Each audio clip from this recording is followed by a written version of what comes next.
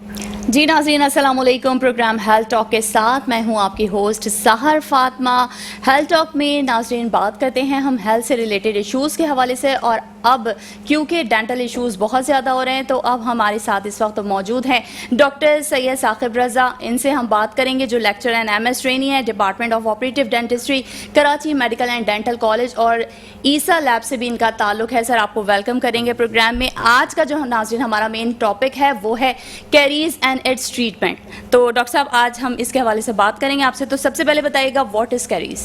अस्सलाम वालेकुम, बिस्मिल्लाहिर्रहमानिर्रहीम। बहुत शुक्रिया आपका, पहले तो आपने इनवाइट किया इस प्रोग्राम के लिए।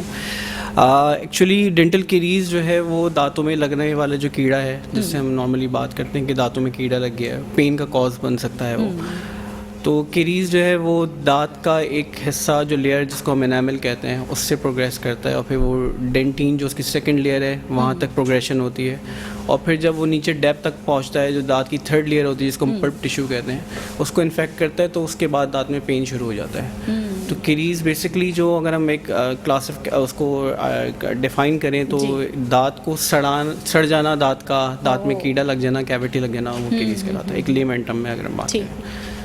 दांत का मिनरल पोर्शन जो है उसकी वजह से वो डिस्ट्रॉय होता है, और फिर उसके बाद जो है, हाँ, रिपेरेबल भी है ये चीज़, रिस्टोरेबल है। इसमें हम फिर डिफरेंट ऑप्शंस होते हैं हमारे ट्रीटमेंट से रिलेटेड। अगर हम बात करें तो हम दांत में फिलिंग्स करते हैं, या फिर हम प्रिकॉशनरी कुछ मेजर्स लेते हैं कि हम अपनी ओरल हाइजीन को मेंटेन करें, ओरल हाइजीन अच्छी रखें, तो हमारे दांत में कीड़ा नहीं बढ़ता।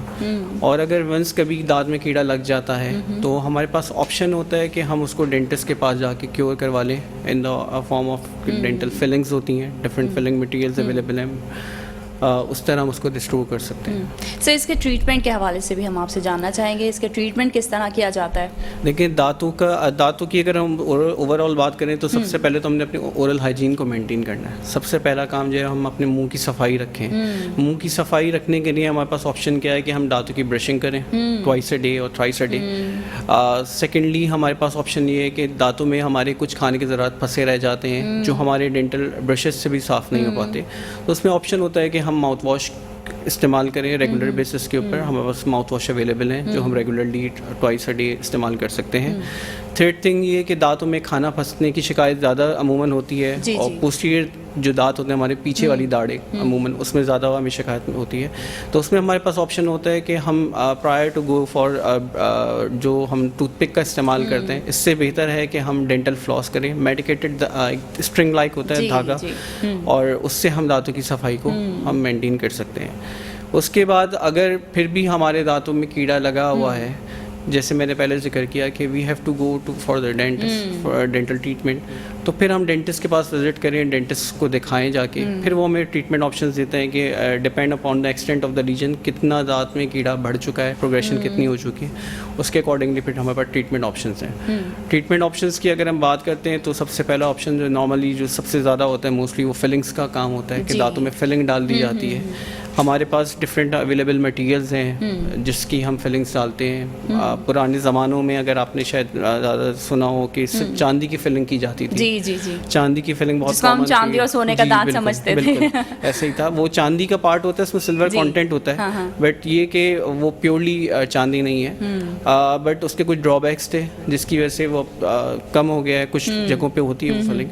बट ये कि अब जो उसकी जो रिप्लेसमेंट हुई है वो ऐसे मटेरियल से हुई है जिसका कलर बिल्कुल दांत के कलर से मैच करता हो। तो वी गॉट द ऑप्शन कि हम कंपोजिट फिलिंग्स करते हैं मोस्टली, या GIC एक फिलिंग मटेरियल है हमारे पास अवेलेबल, हम उसकी फिलिंग्स कर सकते हैं। ठीक। अच्छा डॉक्टर साहब, यहाँ पर थोड़ा सा एक वक्त का जो है वो इस वक्त कमी तो नहीं है नाज़रीन, अभी हमारा प्रोग्राम जारी है, और यहाँ पर हम एक छोटा सा ब्रेक लेंगे। ब्रेक के बाद दोबारा हाजिर होते हैं। देखते रहिए मेट्रो वन न्यूज़।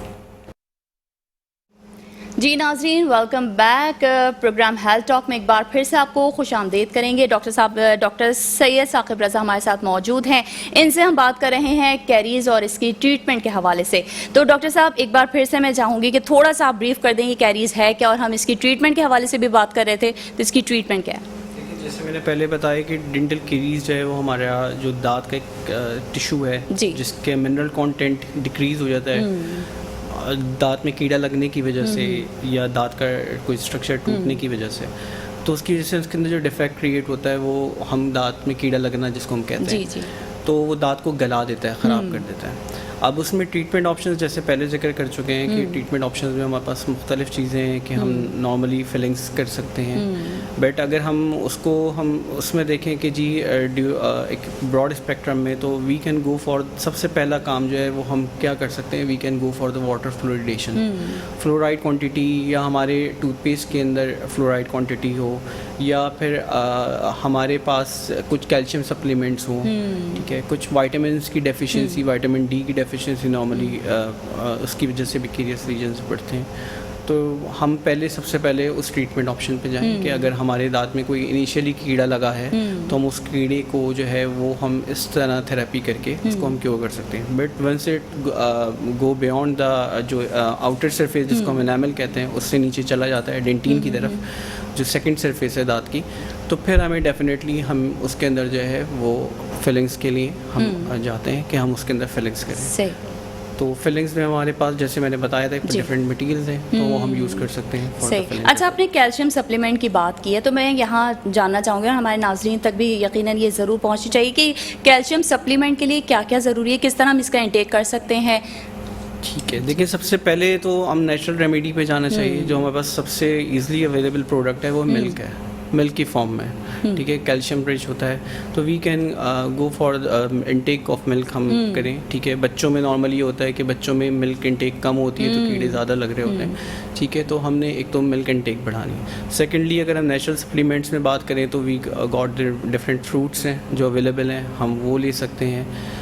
और अगर हम डाइट ड्रग्स की फॉर्म में आए, मेडिसिन की फॉर्म में आए, तो नॉर्मली बहुत सारी मार्केट में मेडिसिन अवेलेबल हैं जिसके अंदर कैल्शियम सप्लीमेंट हैं, तो हम वो यूज़ कर सकते हैं ताकि हमारी बॉडी के अंदर जो कैल्शियम की डेफिशिएंसी हो रही है उसको हम ओवरकम कर सकें। अच्छा, ये क्या समझते हैं आप, बच्चों में आजकल बहुत छोटे छोटे बच्चों को दांतों की तकलीफ हो रही है, दांतों में कीड़ा लगना, तो इनकी क्या वजूहात होती है, इतने छोटे छोटे बच्चों से इफेक्टेड होते हैं? बच्चों की जो सबसे ज़्यादा एक जो मेन फैक्टर है वो है डाइटरी हैबिट्स का। डाइटरी हैबिट हमारे बहुत चेंज हो चुके हैं। पुराने वक्तों में अगर हम रिकॉल करें चीज़ों को, तो वी यूज़ टू च्यू, वो गन्ना भी हम गंडेरी भी चूसते थे और वो सब चीज़ें हम करते थे, बट आजकल का जो बच्चा है वो सब चीज़ें नहीं कर पा रहा, ठीक है, क्योंकि उसकी जंक फूड की आदत पड़ी हुई है, वो नगेट्स और ये वो सब चीज़ें उस पर, बर्गर्स पे, सॉफ्ट डाइट्स पे ज़्यादा है, तो एक वजह ये भी है। फिर सेकेंडली, जो हमारे यहाँ एक कॉन्सेप्ट ज़्यादा आ गया कि बच्चा जहाँ भी रोआ, ज़्यादा वो हुआ तो हमने उसको बहलाने के लिए चॉकलेट्स पकड़ा दी, कैंडीज़ पकड़ा दी। हम सफाई नहीं कर पा रहे बच्चे प्रॉपर्ली, ठीक है, जिसकी वजह से क्या हो रहा है कि कीड़ा ज़्यादा लग रहा है उनके दांतों के अंदर, और फिर वो डेफिनेटली जब उनका दूध का दांत जिसको हम कहते हैं और उसके अंदर कीड़ा लग रहा है, तो फिर परमानेंट दांत भी इफेक्टेड हो सकता है उससे। तो इस तरह की चीज़ें अगर हम उनकी इनटेक हम कम कर दें या उनको प्रॉपर्ली ब्रश करवाएं। समटाइम्स ऐसा होता है कि पेरेंट्स बच्चों को खुद भेज देते हैं कि जाके ब्रश कर लो, खुद कराएं ब्रश तो ज़्यादा अच्छा है छोटे बच्चों को। और इवन जो जिनकी ग्रोइंग एज होती है, जो बिल्कुल न्यू बॉर्न बच्चे होते हैं, उनमें भी समटाइम्स ऐसा होता है कि कुछ दांत प्रेजेंट्स होते हैं, ठीक है, जिनको हम न्यूनेटल टीथ कहते हैं, तो उनकी भी सफाई करनी चाहिए कि अगर कुछ दांत मौजूद है मुंह के अंदर तो उसको भी हम साफ़ करें। और ऐसा होता है कि नॉर्मली जो पेशेंट आके कहते हैं कि हमने 1 साल के उम्र के बाद जाके बच्चों के दांत साफ़ करने शुरू किए, तो वो असल में जो दूध के दांत होते हैं उन पर इतनी प्रॉपर तवज्जो दे नहीं पाते हैं। मकसद कहते हैं कि भाई दूध के दांत है तो टूट जाएंगे, नहीं आएंगे, बिल्कुल ऐसे वो झड़ तो जाते हैं, मगर जब वो एक उसकी वो अपना इफेक्ट छोड़ जाते हैं बिल्कुल गम्स के ऊपर, दांतों के ऊपर, वो जो उनका दूध का दांत होता है वो ख़राब हो जाता है, फिर आगे जाके उनके परमानेंट दांत भी इसको इफेक्ट कर सकता है। अच्छा, हम कैरीज की बात कर रहे थे, तो ये मर्द हज़रात में ज़्यादा होता है या ख़वातीन में? इसका रेट जो है वो ख़वातीन में ज़्यादा है या मर्दों में ज़्यादा है? देखिए, अगर हम कैरीज की बात करें तो क्योंकि जो मर्द हज़रात होते हैं, जो मेल्स के अंदर हमारी जो डेंटिन, जो सेकेंड लेयर जिसकी हम बात करते हैं दांत की, वो उसकी थिकनेस मर्दों में कंपैरेटिवली फीमेल्स के ज़्यादा थिक होती है, ठीक है, तो मर्दों में चांसेस कम होते हैं एज कम्पेयर टू फीमेल्स। और मोस्टली जो हमारा सबसे जो चबाने वाली दाढ़ें हैं वो सबसे ज़्यादा इफेक्टेड होती हैं कीड़े से, क्योंकि वहाँ पे सफाई सही नहीं हो पाती, सलाइवा की पूलिंग ज़्यादा हो रही होती है, तो समटाइम्स ऐसा होता है कि कीड़ा ज़्यादातर जो लगता है वो पीछे वाली दाढ़ों में लगता है। अच्छा, अमूमन हमने देखा है कि ख़वातीन ही ज़्यादा अफेक्टेड होती हैं बीमारियों से। जब दांतों की बीमारी देख ली जाए, कैंसर देख ली जाए, बड़े बड़े जो जितनी भी हमने बीमारियां देखी हैं उसमें ख़वातीन को हमने ज़्यादा अफेक्टेड होते हुए देखा है। तो ये स्ट्रेस की वजह भी होती है, ये क्या स्ट्रेस रिलेटेड बिल्कुल है, कीड़े का ताल्लुक कीड़ा तो नहीं कहेंगे हम, कैविटीज़ जो बन जाती हैं उनका ताल्लुक स्ट्रेस से भी है कि दांत की सरफेस जाहिर सी बात है एक स्ट्रेस उसमें आदत होती है, लोगों को नहीं पता होता कि हम अपने दांत ग्राइंड कर रहे हैं, दांत चबा रहे हैं। नाइट ग्राइंडिंग की कुछ लोगों को आदत होती है, रात को सोते हुए उनके दांतों में टक टक आवाज़ें आ रही होती हैं, तो दांत की सरफेसेस को हम ना डिस्ट्रॉय कर होते हैं, उस चबाने से वो वेयर ऑफ हो रही होती है वो सरफेस। तो वेयर ऑफ होने की वजह से क्या होता है, वहाँ पे फूड स्टैग्नेशन के चांसेस ज़्यादा बढ़ जाते हैं, खाना लगने के या टार्टर की एक्यूमुलेशन ज़्यादा होती है, प्लाक की एक्यूमुलेशन, टार्टर ज़्यादा डिपॉजिट होता है, तो उसकी वजह से दांतों में कीड़ा लगने के ज़्यादा चांसेस होते हैं, स्ट्रेस की वजह से होता है। अच्छा, दूसरा ये कि अमूमन हमने देखा है कि माइग्रेन होता है कुछ लोगों को, तो माइग्रेन के साथ साथ हमारे दांतों में दर्द आ रहा होता है, कान में दर्द आ रहा होता है, तो ये दांत की वजह से माइग्रेन होता है या माइग्रेन की वजह से दांतों में दर्द होता है? ये हमें थोड़ा सा कुछ चीज़ें हैं इंटर रिलेटेड हैं बिल्कुल। जो हमारे दांतों की जो नर्व सप्लाई है वो बिल्कुल एक हम ट्राइजमिनल नर्व कहते हैं, जो फिफ्थ नर्व होती है हमारी मेडिकल टर्मिनोलॉजी से बात करें तो वो उसकी जो नर्व सप्लाई है वो दांत में भी आ रही है, वो कान में भी जा रही है, वो आँख की तरफ भी जा रही है, उसकी एक ब्रांच। तो किसी भी जगह पे कहीं पे भी कुछ अगर डिफेक्ट होगा तो उसकी जाहिर सी बात है थोड़ा बहुत उसके इफेक्ट आते हैं, इम्पैक्ट आता है कि दांतों के ऊपर वो रेडिएटिंग पेन होता है। अब हम उसको कोरिलेट इस तरह कर लेते हैं कि जी सर में दर्द होना शुरू हो गया दांत के दर्द की वजह से, क्योंकि वो रेडिएटिंग पेन है, वो रेफर्ड हो रहा होता है। समटाइम्स ऐसा होता है कि पीछे वाली दाढ़ में, ऊपर वाली दाढ़ में दर्द हो रहा है, नीचे भी जा रहा होता है वो दर्द, क्योंकि वो नर्व सप्लाई एक आ रही है, तो उसकी वजह से थोड़ा सा पेन कंप्लेन हो सकती है पेशेंट। अच्छा, अगर पॉपुलेशन की बात की जाए तो इस वक्त कितनी पॉपुलेशन जो है वो अफेक्टेड है कैरीज से?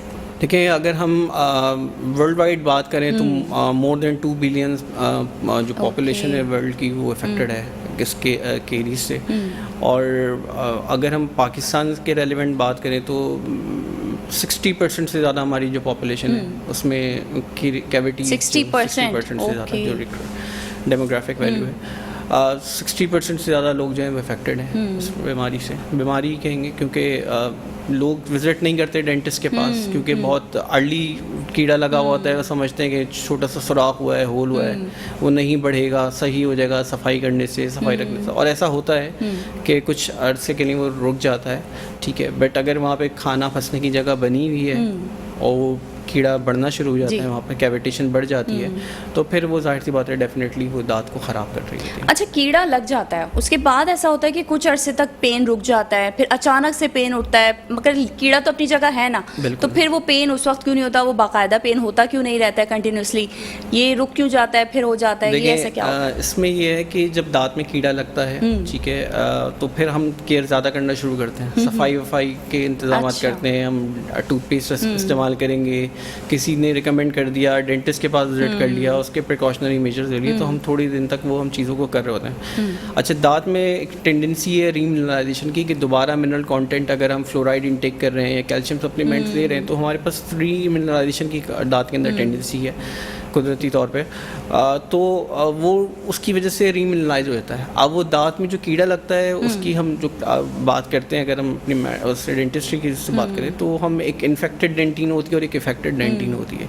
वो शुरू में तो इन्फेक्टेड होता है बट फिर बाद में वो इफेक्टेड रह जाता है, वहाँ पे उसका इम्पैक्ट रहता है कि वो दांत सड़ गया, ख़राब हो गया, बट वो प्रोग्रेस नहीं कर रहा क्योंकि हमने वहाँ पे प्रिकॉशनरी मेजर्स ले लिए। बट वंस वो रुकने के बाद दोबारा अगर वहाँ पे हमारी चीज़ें फूड पार्टिकल्स फंस रहे हैं और हमने ट्रीटमेंट प्रोटोकॉल फॉलो नहीं किए तो फिर वो दोबारा प्रोग्रेस करना शुरू करता है। अच्छा, ठीक है, अगर जैसे कीड़ा लग गया है तो इसके लिए ट्रीटमेंट ऑप्शंस क्या क्या हैं? कुछ लोग रूट कनाल करवा लेते हैं, कुछ डायरेक्ट निकलवा लेते हैं दाढ़ को, तो क्या ज़्यादा जो है वो सूटेबल रहता है? देखिए, रूट कनाल भी बिल्कुल एक अलग ट्रीटमेंट है और उसमें वो हम उस वक्त करते हैं कि जब हमारे दांत में जो कीड़ा लगा हुआ है जिसको हम कैविटी कहते हैं वो हमारे बिल्कुल इनर लेयर जो जिसको पल्प टिश्यू कहते हैं वहाँ तक पहुँच जाता है और वहाँ पे वो इन्फ्लेमेशन का वाइब्रेंस हो रहा होता है, इन्फेक्शन हो रहा होता है वहाँ पे, तो फिर हम उस इन्फेक्शन को क्योर करने के लिए हम रूट कैनाल पे जाते हैं। दांत निकाल देना एक बहुत अच्छा ऑप्शन है, बहुत सुकून वाला ऑप्शन है कि वंस एक पेशेंट आया फॉलो अप नहीं होता, सुकून है पेशेंट को भी डॉक्टर को भी,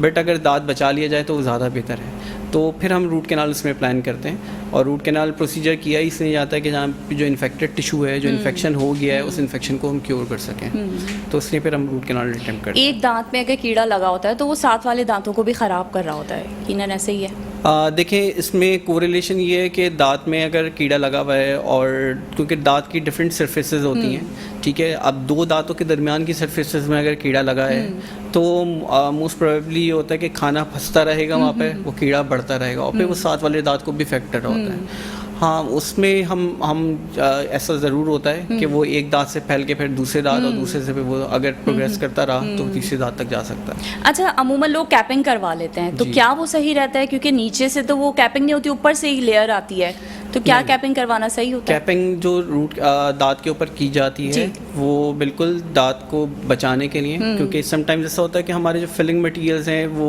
वहाँ पर रिटेन नहीं कर पाते, बार बार फिलिंग निकल रही होती है, पेशेंट कंप्लेन करता है कि बार बार मेरी फिलिंग टूट जाती है।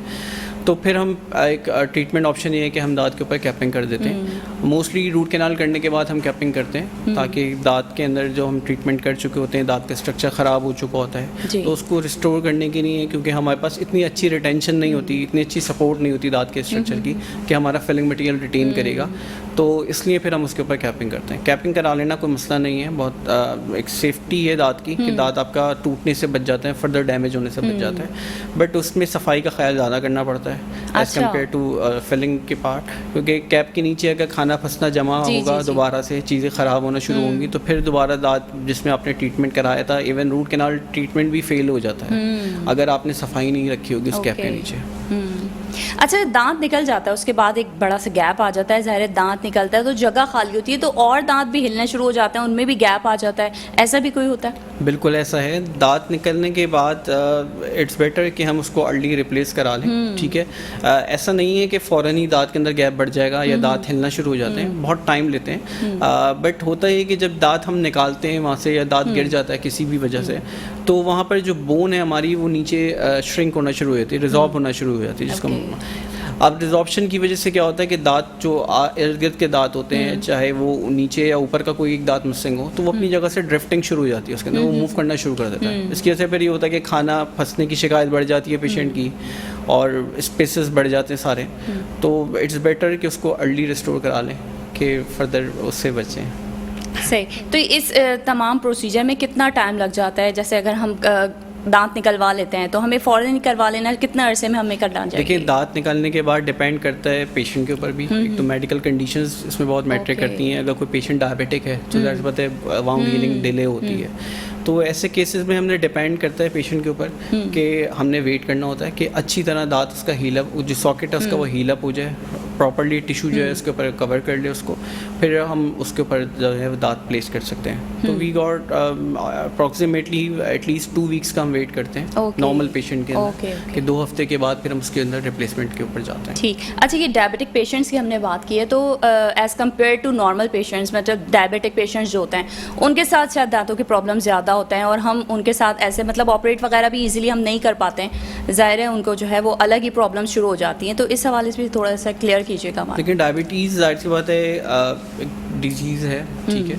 और उसके अंदर इम्यूनिटी थोड़ी सी कॉम्प्रोमाइज़ हो रही होती है हमारी, और फिर सेकेंडली दांत के ऊपर भी उसका इम्पैक्ट आता है कि दांत हिलना शुरू होते हैं क्योंकि गम्स हमारे ख़राब हो रहे हैं डायबिटीज़ के। अगर अनकंट्रोल डायबिटीज़ है, कंट्रोल नहीं हो पाती, पेशेंट की शुगर जो है वो 250 प्लस ही रहती है मुस्तकिल, और वो प्रॉपर ब्रशिंग भी नहीं कर पाता क्योंकि ब्रश करता है तो फ़ौरन ब्लीडिंग शुरू हो जाती है। तो ओरल हाइजीन मेजरमेंट्स जो हैं वो इम्पॉर्टेंट है।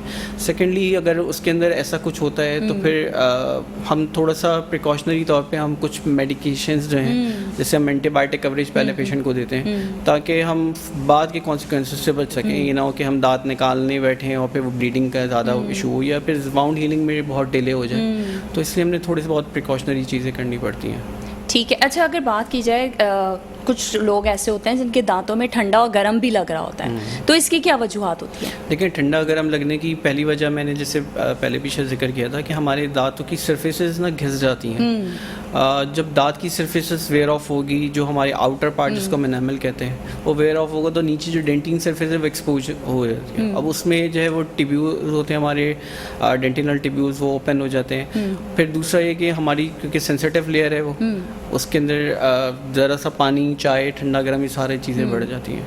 तो उसके लिए फिर हम ये कर सकते हैं, ट्रीटमेंट ऑप्शन हमारे पास ये है कि हम दांतों के ऊपर कुछ कवरिंग कर दें, या तो दांत हम उसको बचा सकें सेंसिटिविटी से, या हमारे पास डिफरेंट टूथपेस्ट हैं जो हम इस्तेमाल कराते हैं पेशेंट को।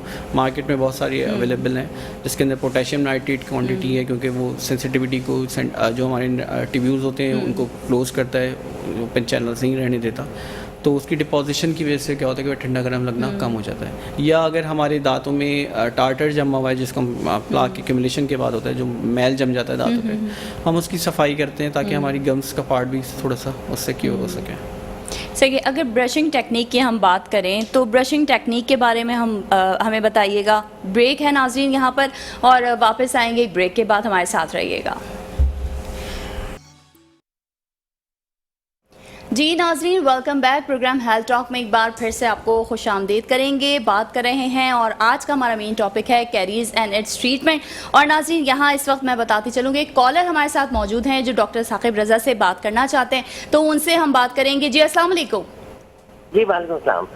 जी मैं डॉक्टर साहब से ये पूछना चाह रहा हूँ, मेरे कैपिंग हुई है, और ये जो कैपिंग है इसको क्या निकालने के बाद इसको वॉश भी कराना पड़ता है, और अगर कराना पड़ता है तो क्या कितने हफ्ते के बाद इसको कराना चाहिए? और उसके साथ मुझे ये भी बताएगा कि जो फिलिंग हम लोग करवा लेते हैं, अगर कहीं से दांत टूट जाता है तो उसके बाद जो है वो फिलिंग जरा सी खराब होने लगती है, तो क्या उसको दोबारा से सही कराया जा सकता है, उससे दूसरे दांत तो मुतासर नहीं होते हैं? ठीक है, ओवर टू यू डॉक्टर साहब, आपसे। जी, सवाल अच्छा है। देखें, क्राउन जब लग जाता है तो क्राउन फिक्स हो जाता है वो, ठीक है। क्राउन किया इसलिए जाता है क्योंकि हम टेम्प्रेरी डेंचर्स पे नहीं जा रहे, हम टेम्प्रेरी कोई प्रोसेसेस नहीं दे रहे, हम क्राउन लगा रहे हैं उसके ऊपर, हम फिक्स कर रहे हैं उसको। तो उसमें निकाल के उतार के उसको साफ दोबारा करने का कोई कॉन्सेप्ट नहीं है। हाँ, अनटिल अनलेस दांत के ऊपर से क्राउन खुद डिसलॉज हो जाए, किसी भी वजह से कोई पार्ट उसका टूट गया है, डैमेज हो गया है, तो वो उसकी वजह से रिप्लेस कराना पड़ रहा है, या अगर क्राउन खुद निकल गया है, ठीक है, तो उसको फिर हम साफ़ करके दोबारा उसको हम सीमेंट कर सकते हैं अगर उसकी बाउंड्रीज इंटैक्ट हैं और वो दांत की जो सराउंडिंग सॉफ्ट टिश्यूज़ हैं उसको वो सही तरह से कवर कर पा रहे हैं, तो हम उसी क्राउन को दोबारा रिप्लेस कर सकते हैं। बट अगर वो सब चीज़ें नहीं हो पा रही, स्पेस बन रहा है, दांत में गैप आ गया है नीचे, तो फिर हमें नया दांत उसके ऊपर, नया क्राउन उस पर लगवाना पड़ता है। सेकेंड, इनका सवाल जो था वो शायद फिलिंग से रिलेटेड था। तो फिलिंग्स जो है, देखिए फिलिंग की इसलिए जाती है कि दांत का स्ट्रक्चर जो है ना वो हम उसको फिक्स कर दें, ठीक है, जो भी कैविटी लगी है, जो भी कीड़ा लगा था। अब वो फिलिंग्स परमानेंट होती हैं, ऐसा नहीं है कि वो निकलने वाली रिप्लेसमेंट करने की ज़रूरत पड़ती है। हाँ, रिप्लेसमेंट उस वक्त की जाती है कि अगर फिलिंग का कोई पार्ट चिप ऑफ हो गया हो, टूट गया हो, या दांत में दोबारा से कीड़ा लगना शुरू हुआ हो, किसी भी वजह से वो ओरल हाइजीन मेंटेन नहीं कर पाए, या कोई प्रोसेस इर्द गिर्द दांत के ऊपर था जिसकी वजह से वहाँ खाना फंसने की शिकायत हो गई। जैसे मैंने जिक्र किया था कि दो दांतों के दरमियान का हिस्से में लगता है, तो मोस्टली ऐसा होता है कि हम एक दांत को रिस्टोर कर लेते हैं, दूसरे दांत के ऊपर जो है हम कुछ नहीं करवा पाते, और फिर वो आगे जाके ना वो दूसरा वाला दांत भी इफेक्टेड हो रहा था। तो फिलिंग उन केसेस के अंदर हम ऐसा कर सकते हैं कि उसको रिप्लेस कर लें। वो भी डिपेंड करता है कि अगर दांत में कीड़ा दोबारा लगा है या कोई फिलिंग का पार्ट टूटा है, वरना ज़रूरत नहीं पड़ती, फिलिंग्स परमानेंट होती हैं। और ऐसा है कि 15-20 ईयर्स का एक रिकॉल होता है कि पेशेंट 15-20 साल के बाद जाके बोलता है कि मेरी फिलिंग निकली है, और ऐसा होता है अमूमन। अच्छा, अमूमन जब फिलिंग निकल जाती है तो फिर इसको किस तरह से, क्या प्रोसीजर होता है इसका, दोबारा ट्रीटमेंट किस तरह से किया जाता है? देखिए, फिलिंग निकलने की पहले तो वजह देखें कि फिलिंग निकली क्यों है, कि दांत का स्ट्रक्चर टूटा है साथ साथ, या कोई फिलिंग का पार्ट ही चिप ऑफ हुआ है। तो फिलिंग का पार्ट चिप ऑफ हुआ है तो उसको हम रिप्लेस कर सकते हैं उसी जगह के ऊपर, दोबारा उसके ऊपर एक कोटिंग कर सकते हैं। बट अगर पूरी फिलिंग ही निकल गई है तो जाहिर सी बात है कि नीचे दोबारा से शायद कीड़ा लग रहा शुरू हुआ हो, तो हम उसको दोबारा रिप्लेस कर सकते हैं। हमारे पास डिफरेंट मटीरियल्स हैं, जैसे पहले जिक्र कर चुका हूँ। तो मोस्टली हम पेशेंट के ऊपर डिपेंड करता है कि पेशेंट की नीड क्या है। सामने का दांत है तो नॉर्मली दांत के कलर की फिलिंग चाहिए होती है। सामने के दांत पे पहले ज़माने में होता था गोल्ड क्राउन्स लगा दिए जाते थे, सोने के दांत लगते थे, मगर अब ये है कि वो चीज़ें ख़त्म होती जा रही हैं। डिफरेंट हमारे पास मटेरियल्स अवेलेबल हैं जो हम यूज़ करते हैं, और रिप्लेसमेंट उसी के ऊपर डिपेंड करता है कि पेशेंट की नीड क्या है, पेशेंट किस कलर की फिलिंग और कौन सी फिलिंग चाह रहा है। सही। अच्छा, मैं बच्चों की बात कर रही थी। बच्चों के जब दूध के दांत टूट जाते हैं तो उसके बाद उनके दांत थोड़े डिस्टर्ब आते हैं, अच्छे नहीं लगते, कभी बड़े बहुत आ जाते हैं, कभी गैप ज़्यादा आ जाता है, तो ये क्या वजह होती है? देखिए, दूध के जो दांत होते हैं बच्चों के, वो बड़े प्यारे होते हैं, बड़े छोटे छोटे होते हैं, मगर टूटने के बाद बड़े ख़राब दांत आते हैं। साइज छोटा होता है क्योंकि हमारी जैसे जैसे बॉडी हम ग्रो करते हैं, हमारी बॉडी एक्सपेंड होती है, ठीक है, इसी तरह हमारा जॉ भी एक्सपेंड होता है। तो एक नेचुरली कुदरत का निज़ाम है कि हमारे जो दूध के दांत होते हैं वो छोटे होते हैं और जो परमानेंट दांत आते हैं वो हमारे साइज़ में थोड़े से बड़े होते हैं। अब वो दांत अगर उस वक्त रिस्टोर कर लिए जाएं तो शायद वो दांतों की मेल अलाइनमेंट जिसको हम कहते हैं कि दांत टेढ़े निकलना शुरू हो गए, आगे पीछे होना शुरू हो गए, वो सब चीज़ें नहीं होती। या दांतों के अंदर अगर हम साइज़ की बात करें, एक स्टेज होती है जिसको हम अगली डकलिंग स्टेज कहते हैं। वो नॉर्मली होता है कि हमारे सामने के दांत आ गए और पीछे के जो लेटरल इंसाइजर्स हैं उसके अंदर वो नहीं इरप्ट हो पा रहे। तो वो सब चीज़ें जो हैं वो डिपेंड करता है कि दांत का ड्यूरेशन, कि किस ड्यूरेशन में दांत गिरे थे और किस ड्यूरेशन में दांत निकलना शुरू। ऐसा होता है अमूमन कि दांत हमारे गिर गए जल्दी और वो देर से निकल रहे हैं, ठीक है। और ऐसा भी होता है कि हमारे दांत बहुत जल्दी गिर गए, उसके बाद क्या हुआ कि हमारे दांत की रिप्लेसमेंट, हमने कुछ ऑप्शंस हैं हमारे पास। हम बच्चों में नॉर्मली होता है कि हम स्पेस मेंटेनिंग डिवाइस दे देते हैं, अप्लाइंसेस बना के दे देते हैं ऐसी, ताकि वो स्पेस को मेंटेन करके रखें। ठीक है, बिल्कुल। और बच्चों को हम ब्रशिंग टेक्निक भी डॉक्टर साहब से बताएंगे कि उनसे पूछेंगे कि ब्रशिंग टेक्निक क्या है। यहाँ पर इस वक्त एक और कॉलर हमारे साथ मौजूद हैं। जी अस्सलाम वालेकुम।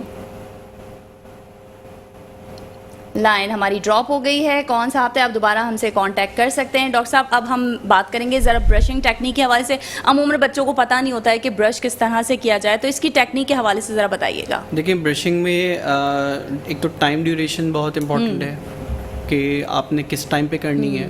नॉर्मली हमारी एक आदत है, हम इवन एडल्ट्स की भी बात करें कि हम सुबह ऑफिस जाने से पहले हम ब्रश नहीं करते, हम नाश्ता करने से पहले बिफोर ब्रेकफास्ट ब्रश करते हैं, ठीक है। हालांकि आइडियल टाइम जो है वो हमारा नाश्ता करने के बाद का है। तो इसी तरह बच्चों में भी एक रूटीन, एक आदत डालें, क्योंकि बचपन से आदत डलती है तो आगे एडल्ट एज तक वो कंटिन्यू रहती है। तो इट्स बेटर कि हम नाश्ता करने के बाद ब्रशिंग कराएं और रात को सोने से पहले ब्रशिंग कराएं।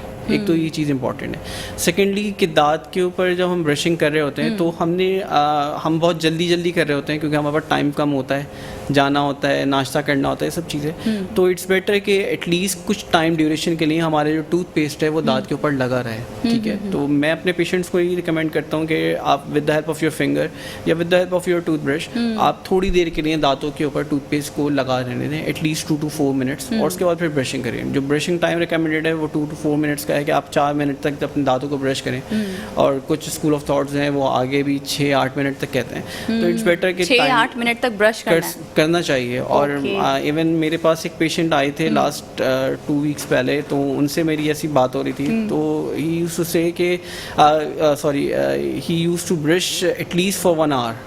1 hour? 1 घंटे तक वो ब्रश करते थे। और अबाउट 60 प्लस उनकी एज थी, उनके दांतों में कोई कीड़े नहीं लगे हुए थे, कोई कैविटीज़ नहीं थी, उनके दांत बहुत अच्छे थे, और बल्कि वो पान भी खाते थे। मैं खुद वो जब 1 घंटे तक ब्रश करते हैं तो उनकी ओरल हाइजीन मेंटेन है, दांत में कीड़ा नहीं लग रहा, वो सब चीज़ें मेंटेन होती हैं। तो अमूमन जो लोग पान गुटखा का ज़्यादा इस्तेमाल करते हैं तो वो एक बच तो सकते ही नहीं, आदत हो चुकी होती है, माइंड सेट हो गया भाई खाना ही है, आदत लग चुकी है। तो ऐसे लोगों के लिए आप क्या रिकमेंड करेंगे कि क्या करना चाहिए, कितने अरसे में उनको डॉक्टर को दिखाना चाहिए? देखिए, हमारे यहाँ थोड़ा सा पाकिस्तान और हमारी जो कंट्री है इसके अकॉर्डिंगली हम बात करें तो हमारी पॉपुलेशन में दांत का जब दर्द होता है तो हम जाते हैं तब डेंटिस्ट के पास, वरना नहीं जाते। बिल्कुल ऐसे ही है। तो एटलीस्ट आपका वंस इन अ ईयर आपका डेंटिस्ट के पास विजिट होना चाहिए, ठीक है, ताकि आप डेंटिस्ट के पास विजिट करें, चाहे आपके दर्द हो या ना। हाँ, आप तो अपनी ओरल हाइजीन से रिलेटेड, क्योंकि mouth is the main root किसी भी डिजीज़ का, ठीक है। और हमारा जब मुंह ही सही नहीं होगा, जब मुंह ही सही नहीं हो पाएगा, हमारे दांत ही सही नहीं होंगे, तो हमारी चीज़ें डिस्टर्ब होंगी। तो इट्स बेटर कि हम वंस इन अ ईयर बिल्कुल विजिट करें। और जो पान गुटखा ये सब चीज़ें, पहले तो ये चीज़ें नहीं खानी चाहिए, बिल्कुल। इस आदत को थोड़ा सा क्विट करें, कोशिश करें। क्विट मुश्किल है, ठीक है, आप दूसरे सप्लीमेंट्स पे आ जाएं, च्युइंगम च्यू कर सकते हैं आप। नॉर्मली मुंह चबाने की अगर आदत होती है, मुंह चलना चाहिए लोगों का, तो आप च्युइंगम च्यू कर सकते हैं। उसमें फिर थोड़ा बहुत आपका उस बीमारी से बच जाएंगे जो आगे, थोड़ी एक्सरसाइज भी हो जाएगी आपके माउथ की। तो आप एटलीस्ट जो गुटखा पान ये सब खाते हैं उनको विजिट ज़रूर करना चाहिए डेंटिस्ट को, और जाके दिखाएं। अगर मुंह के अंदर कोई इनके डिजीज़ है तो बिल्कुल वो आगे जाके ये ना हो कि वो चीज़ बढ़ जाए और फिर वो दूसरी स्टेजेस के ऊपर जैसे कैंसर जैसी बीमारियों की तरफ वो आगे जाके प्रोसीड कर सकती है। तो इट्स बेटर कि आप क्विट करें चीज़ों को और अपनी ओरल हाइजीन का ख्याल रखें। ठीक है, ओरल हाइजीन के साथ साथ मुंह में अमूमन छाले हो जाते हैं लोगों के, तो वो क्यों होते हैं, और दूसरा ये कि किस तरह इससे बचा जा सकता है, क्या ऐसी ट्रीटमेंट है जो कि करनी चाहिए हमें इसके लिए? देखिए, मुंह में छाले होने का ताल्लुक हमारे नॉर्मली लोग जो एक है कि मैदे की गर्मी से होते हैं। जी, ठीक है, मैदे की गर्मी बिल्कुल ऐसा है, उसकी वजह से भी हमारे मुंह के अंदर छाले होते हैं। डिफरेंट हमारे पास अगर कभी दांत का कोई स्ट्रक्चर टूट गया है, उसकी एक पिन पॉइंट नोक बनी हुई है, तो वो भी चुभ रही है दांत के ऊपर, वो हमारे चीक्स के ऊपर, हमारे लिप्स को इरिटेट कर रही है, तो उसकी वजह से भी छाले बन जाते हैं। तो या फिर हमारे पास आयरन की डेफिशिएंसी, ठीक है, उसकी वजह से भी ऐसा होता है कि मुंह में छाले हो जाते हैं। फिर हम फॉलिक एसिड एडवाइस करते हैं पेशेंट्स को, या फिर हम कुछ ऐसे हमारे पास ऑइंटमेंट्स हैं जो हम पेशेंट को प्रिस्क्राइब करते हैं कि आप वो यूज़ करें। या अगर कहीं पे अगर कोई शार्प एज बनी हुई है, दांत का कोई स्ट्रक्चर टूटा है, नोक बनी हुई है, उस नोक को हम ट्रिम आउट करते हैं ताकि वो फर्दर उसको ना स्प्रेड होने। ठीक है। अच्छा, अक्सर हमने देखा है कि गम स्वेल कर जाते हैं या दांतों से खून आता है, तो इसकी क्या वजूहात होती हैं? देखिए, दांतों से खून आना और गम स्वेल होना सबसे ज़्यादा जो एक मेन वजह है वो हमारा प्लाक है, ठीक है, जिसको हम टार्टर की फॉर्म कहते हैं। ठीक है, उसकी डिपोजिशन होती है तो गम्स स्वेलन हो जाते हैं, उनके अंदर इन्फेक्शन शुरू होते हैं, इन्फ्लेमेशन हो रही होती है, तो फिर वो फर्दर आगे जाके जो है वो दांत लॉस होने का सबब भी बनती है, दांतों में मज़ीद बीमारी हो सकती है। तो इट्स बेटर कि जो स्वेलिंग अगर हुई है उसकी जो रूट कॉज है वो यही है कि सबसे पहले प्लाक, अगर एक्यूमुलेशन ज़्यादा हो रही है, टार्टर जमा हुआ है, तो आप सफाई करवाइए दांतों की। या फिर हम सप्लीमेंट्स देते हैं, जैसे मैंने पहले जिक्र किया था, विटामिन सी का एक रोल है गम्स के हवाले से, स्वेलिंग गम्स के लिए हम विटामिन सी देते हैं। या फिर वी गॉट द ऑप्शन कि हम माउथ वॉशेस उनको हम प्रिस्क्राइब करते हैं पेशेंट को, ताकि जो स्वेलिंग है गम्स की वो उससे क्योर कर। और ये जो गम्स ब्लीड करते हैं, इसकी ब्लीडिंग की वजह यही है ना कि जब प्लाक एक्यूमुलेशन हुई है, वहाँ पर टार्टर जमा हुआ है, तो गम्स अपनी जगह से रिसीड कर गए, क्योंकि कुछ लोग ब्रश भी करते हैं तो उनके आ रहा होता है, ब्लड आना एकदम से शुरू करते हैं। तो गम्स के इन्फेक्शन है, गम्स की डिफरेंट बीमारियां हैं, जिसको हम जिंजिवाइटिस और पेरियोडोंटाइटिस हम कहते हैं कि वो फर्दर पे वो दांत गिर जाता है आगे जाके। तो गम्स की बीमारी की वजह से जो है वो उसके अंदर ब्लीडिंग ज़्यादा होती है। तो इनको मेडिकेटेड लेना चाहिए, क्योंकि अमूमन तो जितने भी टूथपेस्ट होते हैं उसमें केमिकल्स होते हैं, तो कोई मेडिकेटेड टूथपेस्ट देखिए, मेडिकेटेड टूथपेस्ट भी बिल्कुल आते हैं। इवन हम जो गम्स की बीमारी हैं उसके हवाले से फिर हम पेशेंट्स को एंटीबायोटिक प्रिस्क्राइब करते हैं, ताकि एक इन्फेक्शन जो है उसका पहले कंट्रोल हो सके। दांत की सफाई फिर हम करते हैं, अटेम्प्ट करते हैं कि हम रूट जो हमारे जो दांत के ऊपर जो टार्टर जमा हुआ था हम उसको क्लीनिंग करके या रूट प्लानिंग करके हम उसको क्लीन आउट करें वहाँ पर। और उसके बाद फिर हम जो है वो पेशेंट को साथ साथ मेडिकेटेड टूथपेस्ट भी आते हैं, वो भी हम प्रिस्क्राइब कर सकते हैं, ताकि उसकी जो है वो ब्लीडिंग वाला इशू उसका सबसाइड हो और जो गम्स की स्वेलिंग हुई है वो भी बेहतर हो जाए। सही। अच्छा डॉक्टर साहब, यहाँ मैं आपसे बात करूँगी विजडम टूथ के हवाले से, क्योंकि मेरी भी इस वक्त आ रही है, तो मैंने कहा आपसे डिस्कस करते हैं ये क्या है, किस एज में आती है, इसकी कोई प्रॉपर एज होती है, और ये आते हैं तो दूसरे दांत भी डिस्टर्ब हो जाते हैं, तो ये क्या उन्हीं दांतों जैसा होता है या कोई डिफरेंट होता है? देखिए, विजडम टूथ जो है वो एक नाम विजडम इसलिए दिए है क्योंकि वो उस एज में आ रहा होता है कि वो जब अकल इंसान की थोड़ा सा मेच्योरिटी की स्टेज पे आ जाता है, तो एटलीस्ट 18 ईयर्स की एज से वो रेप्ट होती है। और 40 ईयर्स तक की एज में कुछ लोगों के एरप्ट हो रही होती है, बार बार आती है, सबसाइड हो जाती है, बैठ जाता है वो दर्द, दांत का कुछ पार्ट निकलता है फिर वो रुक जाता है। तो बेसिकली होता क्या है कि हमारे जॉ का सबसे लास्ट पार्ट है जहाँ पर दांत आता है, तो सबसे लास्ट दांत है, और वो उस एज में आता है जब हमारे सारे दांत एरप्ट हो चुके होते हैं, हमारे पास स्पेस नहीं होता मोस्टली। तो फिर उसकी वजह से क्या होता है कि वो दांत या तो फंसा रह जाता है या टेढ़ा निकलता है, या पार्शियली इरप्ट होता है, फिर वो अंदर फंसा रह जाता है, या वो अपनी जगह बनाने के लिए दूसरों को भी डिस्टर्ब कर रहा होता है। बिल्कुल ऐसा होता है कि वो प्रेशर उसको एग्जर्ट कर रहा होता है, जिसकी वजह से दूसरे दांतों में ड्रिफ्टिंग शुरू हो जाती है, या दांत दूसरे जो है वो थोड़े से अपनी जगह से साइड पे हो जाते हैं, हिल जाते हैं। तो उसके लिए तो यही है कि अगर दांत प्रॉपर्ली इरप्ट हुआ है तो आप कुछ नहीं करेगा वो, मगर अगर वो पार्शियली इरप्ट हुआ है, वो बार बार ऐसा होता है कि उसके अंदर खाना फंसने की शिकायत रहती है पेशेंट को, या स्वेलिंग हो जाती है वहाँ पीछे, तो वो फिर पेशेंट को पेन का बाइस बन सकता है। तो इट्स बेटर कि अगर दांत प्रॉपर्ली इरप्ट हुआ है तो आप उसको रखें मुंह के अंदर, और अगर पार्शियली इरप्ट हो रहा है या बार बार पेन का बाइस बन रहा है तो इट्स बेटर कि आप उसको निकलवा दें। ठीक। अच्छा डॉक्टर साहब, इसके बारे में मैं थोड़ी सी आपसे और बात करूंगी, क्योंकि मेरा अपना खुद विजडम टूथ आ रहा है, तो मैं इसके लिए थोड़ा सा अपना माइंड क्लियर करूंगी कि ये किस तरह आएगा और इसकी क्या ट्रीटमेंट होगी। तो नाजरीन, यहाँ वक्त हुआ एक शॉर्ट ब्रेक का, वापस आएंगे एक ब्रेक के बाद, देखते रहिए हेल्थ टॉक। जी नाज़रीन, welcome back. Programme health talk में एक बार फिर से आपको खुशामदीद करेंगे। ब्रेक पे जाने से पहले डॉक्टर सैयद साकिब रज़ा से हम बात कर रहे थे विजडम टूथ के हवाले से, तो एक बार फिर से मैं विजडम टूथ के हवाले से डॉक्टर साहब आपसे बात करूंगी। अमूमन ये होता है कि लोग जब विजडम टूथ आ रहा होता है तो उस पर कट लगवा लेते हैं, तो क्या ये प्रोसीजर सही होता है? बिल्कुल, अगर दांत आपका एरप्ट नहीं हो पा रहा और बार बार आपको कॉन्स्टेंटली पेन हो रहा है और फिर आपको रिपीटेडली एंटीबायोटिक्स और माउथ ओपनिंग आपकी समटाइम्स ऐसा होता है कि लिमिटेड हो जाती है, तो इट्स बेटर कि आप उसको थोड़ा सा कट लगवा के, जिसको हम अपने उसके अंदर जो चेयर साइड के ऊपर ही प्रोसीजर है, कोई इतना ज़्यादा कोई वो नहीं है कि हम कहें कि जी उसके अंदर सिर्फ नॉर्मली नमनेस करनी होती है, एनेस्थीसिया लोकल एनेस्थीसिया देके हम उसको कट करते हैं और फिर वो दांत अपनी जगह पे पाथ पे एरप्ट हो जाता है। बट डिपेंड करता है कि दांत की अपनी एंगुलेशन के ऊपर वो हम एक्सरेज, हमारे पास कुछ डायग्नोस्टिक टूल्स हैं जिसके हम अकॉर्डिंगली हम उसको देखते हैं कि अगर एक्सरे के ऊपर हम देखें और दांत की पोजीशन सही है तो फिर उसका फ़ायदा भी है करवाने का, और अगर दांत की पोजीशन सही नहीं है, दांत थोड़ा बहुत एंगुलेटेड है, तो वो पार्शियली आपको पेन में रिलीफ दे देगा। बट अगर दांत पूरा प्रॉपर्ली एरप्ट नहीं हो पाया तो फिर बार बार ऐसा होता है कि रिपीटेडली वहाँ पे इन्फेक्शन होना शुरू होता है, फिर इन लास्ट में आपको वो चीज़ लगाना आपका नहीं फ्रूटफुल नहीं रहता। अच्छा, तो आप क्या समझते हैं, मकसद कट लगवाना सही होता है या रिमूव करवा लेना सही होता है ज़्यादातर? देखिए, मैंने कहा कि अगर दांत की एंगुलेशन के ऊपर डिपेंड करता है, अगर दांत प्रॉपर्ली सही पाथ पे एरप्ट हो रहा है, बिल्कुल सीधा आ रहा है, वो हम एक्सरेज के ऊपर हम देखते हैं।